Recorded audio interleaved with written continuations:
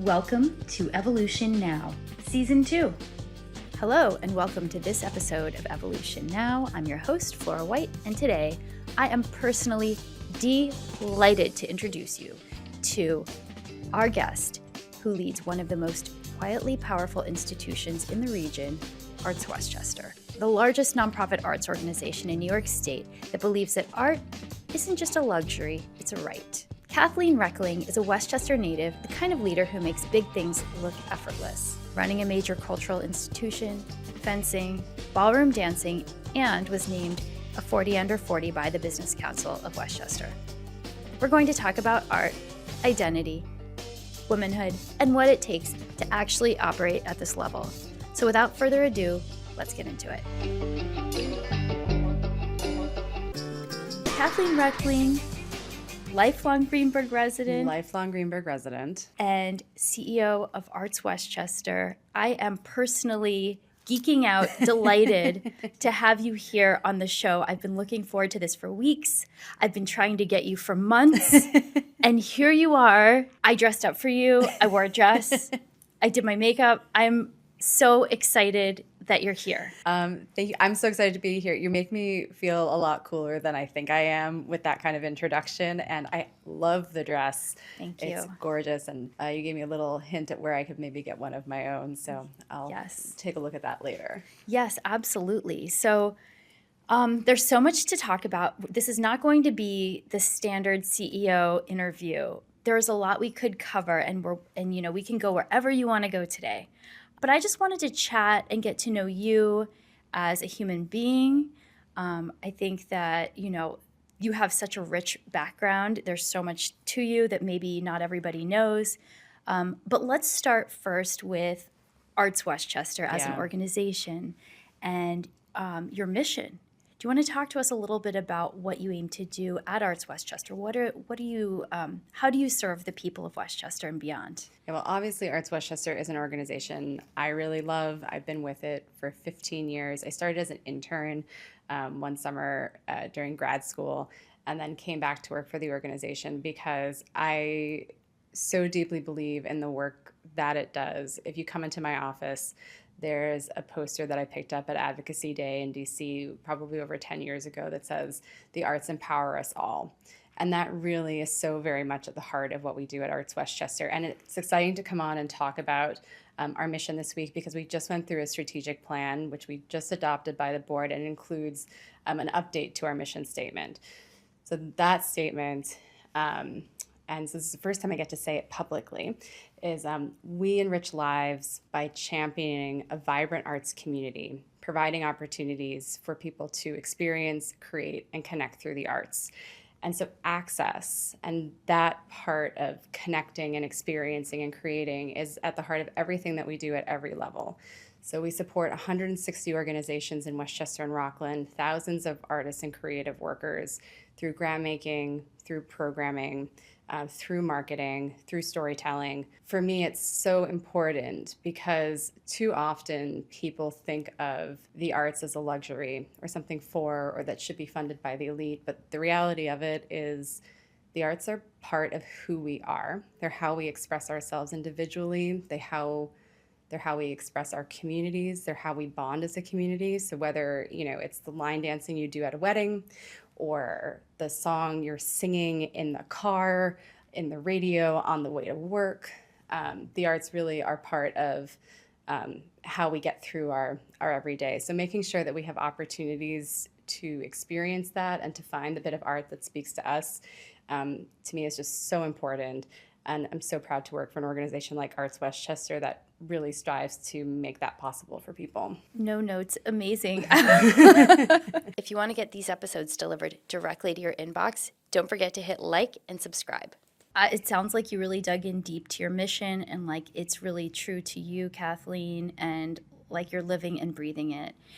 You've been at ArtsWestchester since 2011, and you've evolved throughout your years there. Now it's 2026. What's the biggest thing that surprised you about being CEO now that maybe you didn't anticipate when you were coming up through the ranks? Well, first, I'm not sure that when I started at the organization, I saw myself as leading the organization. I think I thought I would be there for a shorter period of time. I really loved curating. I got to lead the exhibition program there and the public art program, which is really probably the thing that excites me the most, the idea of getting art outside of institutional walls and in where people like live and gather. And so I didn't necessarily know that this was going to be my trajectory. I did sort of always want to run something. I didn't exactly know what it would look like. So I probably landed exactly where like 6-year-old Kathleen thought she was going to.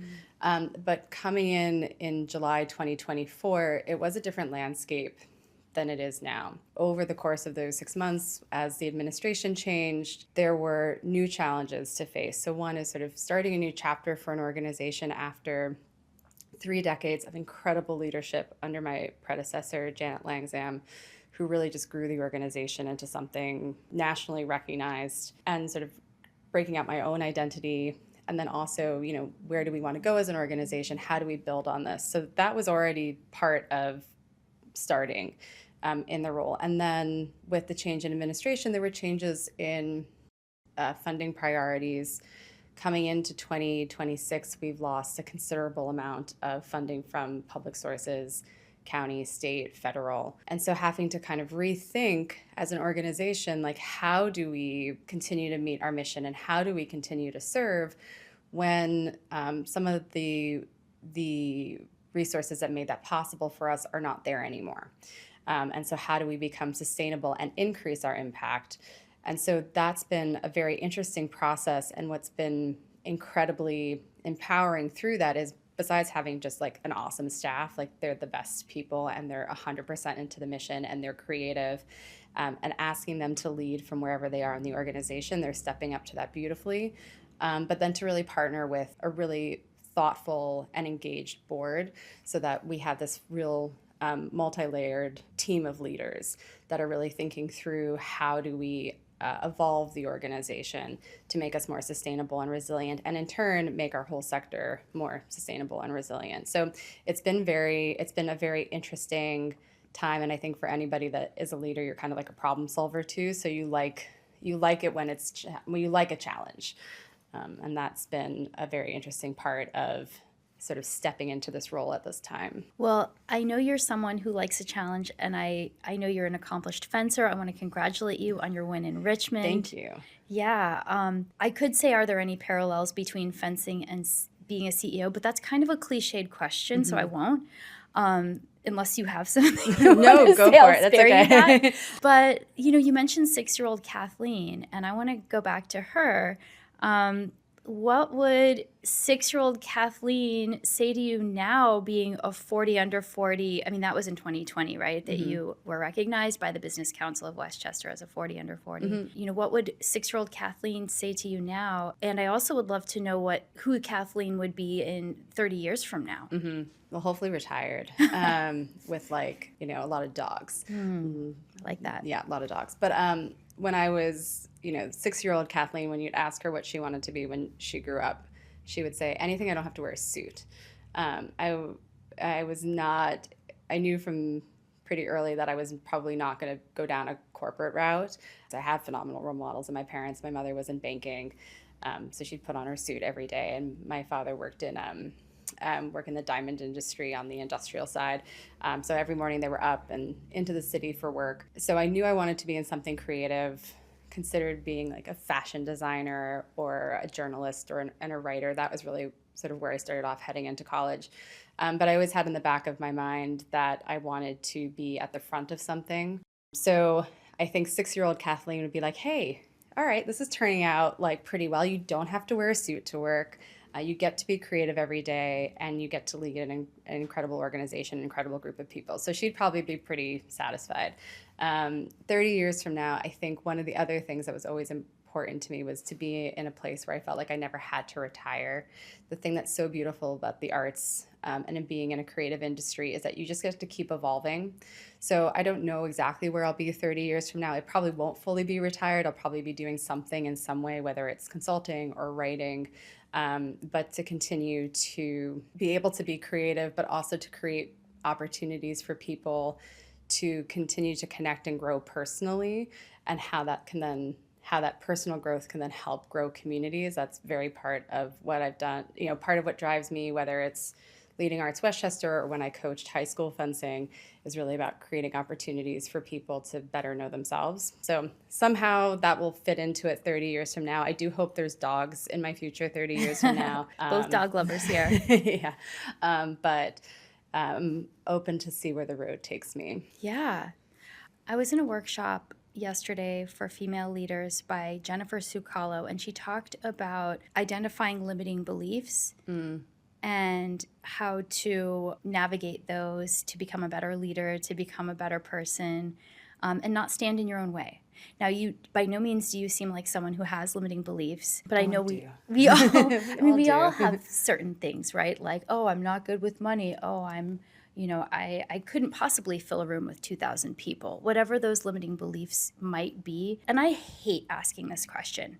But I am a feminist. As a female leader, were there any challenges that you navigated? And maybe the answer is no. Maybe there weren't. So hard, in some ways it's a little hard to identify, but I did know coming into, luckily the person who occupied my role before me was a very strong woman, right? Mm-hmm. So, in Westchester, I think one of the things I love so much about being in this community and being in the arts in it is I'm just surrounded by incredible female leaders at every level of every organization. Jillian Fox at Caramore, Masha Cherchinsky at the Hudson River Museum, Taryn Sacramone just joined us in Westchester. She moved up from Queens. She's the head of the Emmeline. Morgan McEwen. I can go on and on, but you look at all the organizations, so many of the incredible organizations in Westchester, and they're headed by women.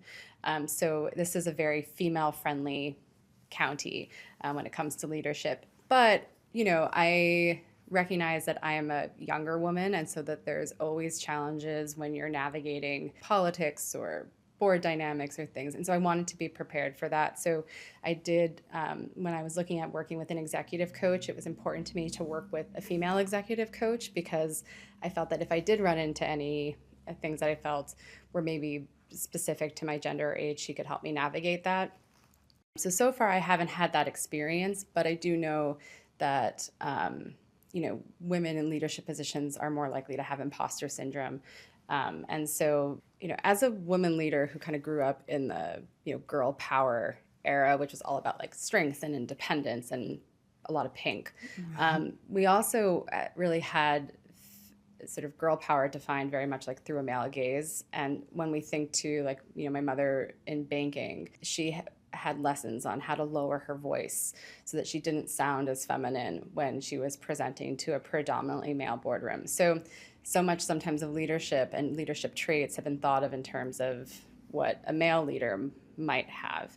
As women, we might have more empathy, or we might approach things differently. Or maybe it's not even about gender. It's just about knowing who you are as a leader and approaching situations that way. So I tend to try to think of leadership on my own terms, but then also really thinking about how do we support each other as female leaders, or even just our own teams, to be that sort of authentic self when you approach a situation or approach a moment to lead.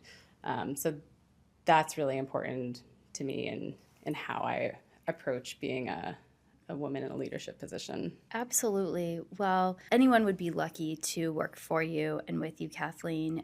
That's evident. In terms of culture, you mentioned it earlier, that the song we sing on the way to work, or the culture we take in throughout the day, right? The when we're scrolling, when we're listening, when we're watching, when we're singing, when we're dancing, it's all connected to it all shapes the way we see the world. And I'd love to know what are some of the influences that you're taking in right now that are really inspiring you in your day-to-day. Yeah, so I'm listening. So right now I'm, obsessed with this current class of female singer-songwriters coming out of the UK. When I first heard Lily Allen's latest album, West End Girl, like I was driving and it like hit me in the stomach, and I almost like had to stop the car because I had this visceral reaction to this really emotional lyric and very sort of true storytelling. And similarly, Obsessed with Ray, this new album, This Music May Contain Hope, is just virtuosic. And so I've been thinking a lot about these sort of in terms of a few things, picking up on what we've been talking about female leadership and that, but also like what makes great art. On the leadership side, it's about that idea of authentic self, right? What we, as I said, coming up in the girl power where it's strong, independent, it's fierce. These are much more vulnerable albums about sort of owning your story and not being afraid to sort of tell it. So again, thinking about leadership and what that means and your authenticity. And it's okay to sometimes cry or to admit like you need support or you need help or you need to write a song just to make you feel good. And then on the other side is, why are these albums resonating so much with people? And on the one level, technically, they're really musically strong, but then also they have this vulnerability, and they go from beyond the artist experience to something that's much more transcendent that people can connect to. And so, people will say to me, they often get very self-conscious around me, like, well, I like this, but I don't know if I should. And say, well, if you like it, then you should like it. So much of what makes, good or great art is, does it affect you in some way? Is it something you keep thinking about? It may make you uncomfortable, and sometimes to me that's the greatest, something that like, oh, I'm looking at this or I'm hearing this and I'm like a little uneasy about it. But if you have that kind of personal reaction to it, then there's something there that's powerful. And if you're having that reaction, someone else is. And so then you can find them and talk to them about it and learn a little bit more again about yourself or about them. And so I can get very into these albums or into music. And Fran Lebowitz said, the two most beloved people are cooks and musicians, because when you hear something that you liked when you were a teenager, you're going to get instantly happy. And I really believe that. So thinking about these in terms of art, and then also like what it means to be a woman in a role, in a leadership role, that's also kind of, again, what makes kind of great art is I can think about it beyond just, I like to listen to this. If you want to get these episodes delivered directly to your inbox, don't forget to hit like and subscribe. Well, is there anything out there in Westchester, any artists to watch or any exhibits that you're excited about coming up that people can engage with or that they should know about, follow? Oh, yeah. One of the awesome things about Westchester is there's something to do in the arts every day. And there's something in your community that you can get to. You can spend 30 minutes, you can spend an hour and a half, you can spend half a day. There's endless to do. And so I don't want to, say this is the only thing you have to do, because there's so much. So there's so much going on for everybody, because art is for everyone. And you've really demonstrated that in the range of arts that you're exhibiting, that you're supporting, that you're standing behind across Westchester County. Absolutely. Thank you. So Kathleen, as we're coming up on our 250th year as a nation, I know lots of leaders are thinking about how to commemorate this milestone, and you mentioned that there's an exhibit coming up that honors the 250th year of our country. When you look back at art as a retrospective in our nation, how do you view the evolution of art in America? Yeah, that's a great question. And actually my background as a sort of more academic art historian was in American art pre the Second World War. So you're kind of asking a question that's like where I get to can really nerd out on. Our title for the exhibition, Art in a Season of Revolution, actually comes from a book that was written about art in colonial America. And so just like from a European tradition side, right? So where we started was the things that people wanted to invest in as art pieces were things like furniture, right? Things that were would sit well in a dining room, but that were really functional. And we didn't have, again, in a European tradition, the history of schools and academies. And so that's something that evolved. And then, where American art really gets loud and proud and recognized on an international scene is when we have, abstract expressionism, right? That's there's the Hudson River School, which, that's the 19th century and paintings of landscapes, and embedded in that is, the concept of manifest destiny, and we should have everything from coast to coast. What I've been really excited about and seeing in the last few years is just really rethinking what is in the canon of American art, and not just thinking about it within a European visual language or just an exclusively white male visual language, but expanding that. And the Whitney Biennial has really been pushing and helping us think more openly about what American art looks like. And certainly it's something we are always thinking about at ArtsWestchester. When we put together an exhibition, we often are working with themes. So we've done exhibitions on voting rights. So coming to what does the American Declaration of Independence mean now is something that is consistent with how we've been approaching exhibitions and seeking to bring as many voices to the table as possible. You're never going to kind of get everybody in the room, but just making sure that we think about, see what artists are making, see what they're responding to, and create space for that is really important. And what the opportunity in exhibitions like this is to push people's thinking, right? The push to being a more perfect union, like what does that mean? It's something that's ever evolving. And so if people can come in and see an exhibition like this and see things that are celebratory of the flag, but also might challenge where we are in terms of progress, and then go home and think more deeply about it, that's really our goal in an exhibition like this. I love that. And that's what our country was founded on. We were rogue, we were independents, we were coming to this land to create our own country, and we need to continue to push forward in the next 250 years. Yeah, I think artists so wonderfully embody what the spirit of the founding of America are. They're creative, they're problem solvers, they challenge, right? They ask us to think more openly. They ask us to evolve, and so they're always pushing boundaries. And I think that's sort of what the American spirit is supposed to be, pushing and towards progress and ever upward. And to me, artists are so very that. They embody what we love about entrepreneurs. They're risk takers, and so I think, when you think about what is the American ideal, I think artists are so very much the embodiment of that. Oh, I love that so much. And as people watch the show and they think, how could I do even some of what Kathleen does? How could I be involved in her world? How can I be an art leader in the future? You're a high-performing professional artist, creative violin player at Lincoln Center at a young age. How old were you? Oh, gosh. I think that was maybe 13 or 14. Okay. Yeah. Did you fence with Mark Zuckerberg? Yes. We were co-captains of the Ardsley High School fencing team before he went off to Exeter and Facebook fame. So you literally knew him. Mm-hmm. It's this sort of family folklore story at this point, but my mother took over coaching the team. And, I'm only child, parents a little protective. So my mother's I don't really love the idea of you dating, but if you dated anybody, you could date that kid Mark. I really think he's going places. And I was oh no, I like his friend. I think he likes so-and-so, so I don't think it's going to happen. And I was no, I really think he's going somewhere. And I'm I don't know. Maybe. And then as soon as he ended up on the cover of Time magazine, my mother just put it in my face and was see, I told you.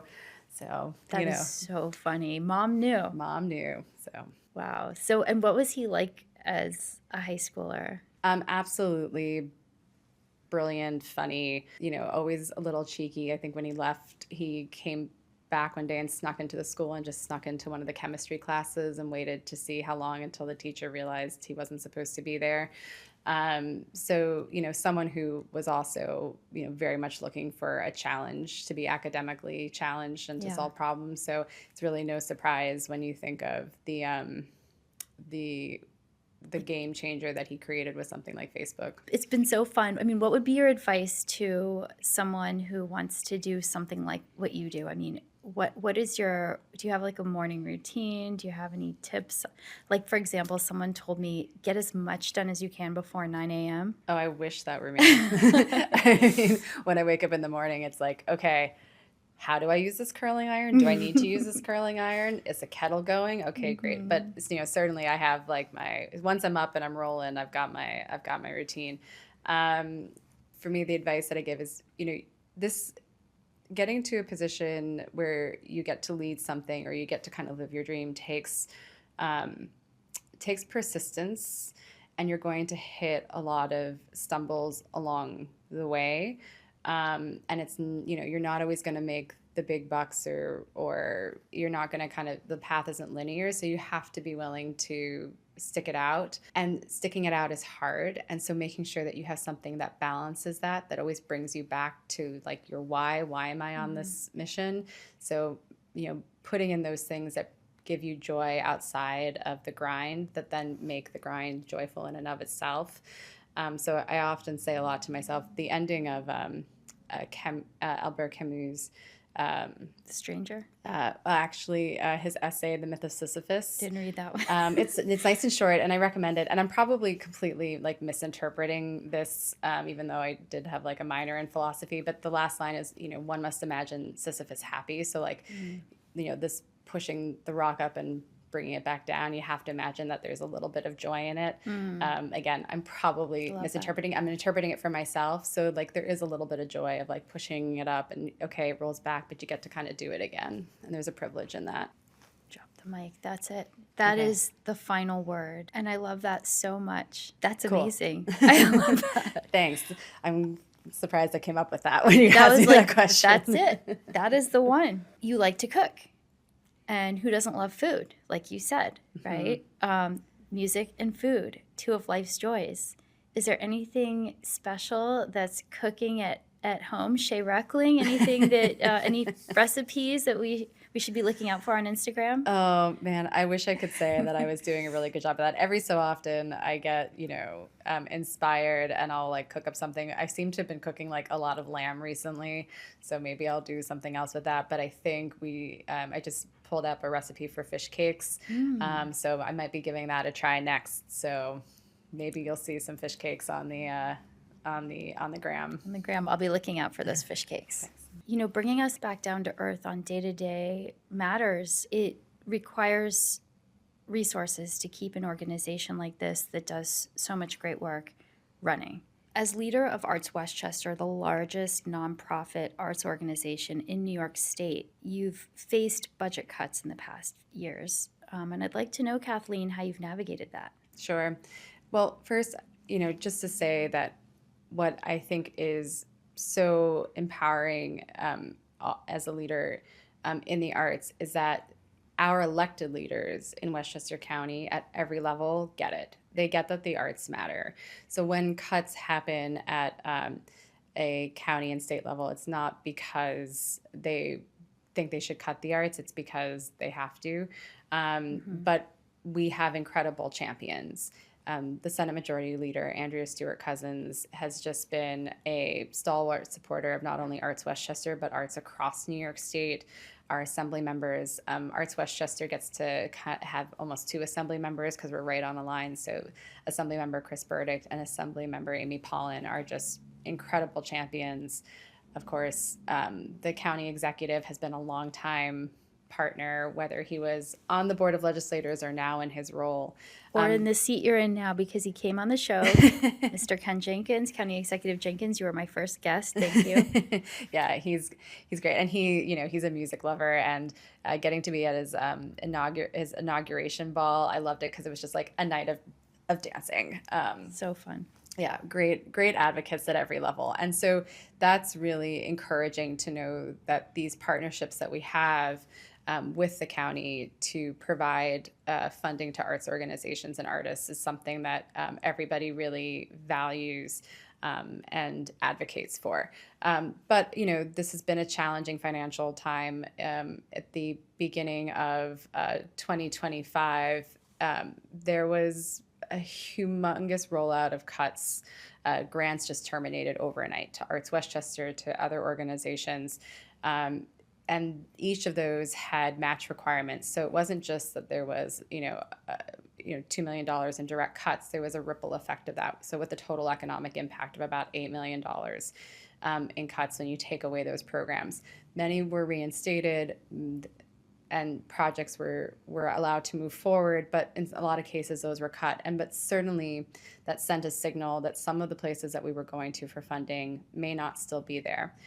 We have, again, incredible champions at the federal level, with Congressman Latimer, who's been a longtime Friends of the Arts and shows up, and with our senators, Schumer and Gillibrand, who have been consistently advocating for arts funding. But it's definitely some challenges that we have to navigate. But I do see our strong champions in the public sector who are fighting alongside us. So Kathleen, I know we all want to know, how do we get involved with ArtsWestchester? There are so many ways. At a very basic level, sign up for our newsletter. We send a roundup every couple of weeks that lets you know what's going on in the arts in Westchester and in your neighborhood. And like I said, there is something going on in your neighborhood this week in the arts. But you can get involved at higher levels. Become a member. That's a great way to support what we do and the impact that we have. You can volunteer with us. You can sponsor an event. You can come to an event. Showing up is 100% of what matters. Whether it's at ArtsWestchester or, again, one of the events happening in your neighborhood. And we also, again, have volunteer opportunities. We do have internship opportunities. We're always looking for people who are interested in evolving a career in the arts and how we can support that. So endless ways, but visit our website, artsw.org, and you'll find the way that suits you to get involved with the organization. Terrific. Cool. All right. I love what you said. And I love what you said. There's something in your neighborhood. There's something for you, no matter who you are. Yeah, that's it's been really exciting over the time that I've been here, and sort of reinvested in Westchester with ArtsWestchester, to see how much the arts have grown and how many new organizations come up. We were supporting, to go from sort of 20 to 40 organizations to 160 is really a testament to just how powerful the creative community is and how many people are coming into the area and looking to create something new and exciting. And that's what We Art One are doing, and More Dance. There are these newer organizations that are just really transforming the spaces and the communities that they're in, and are doing very exciting things. Absolutely. So really, you're doing more with less. Yes. Which we'd like to do more with more. We'd like to stop the whole more with less model. And we can do more with more community members, investing in the organizations that are in their communities. Absolutely. Absolutely. Yeah. There's only so far that more with less can actually go. Yeah. But artists are artists are problem solvers. They know how to pull together the resources and make something pretty magical. Thank you so much for being here with us today. I hope you enjoyed that conversation as much as I did, and we'll see you next time on Evolution Now. Hope you're enjoying the show. Don't forget to like and subscribe for more episodes of Evolution Now. If you want to get these episodes delivered directly to your inbox, don't forget to hit like and subscribe.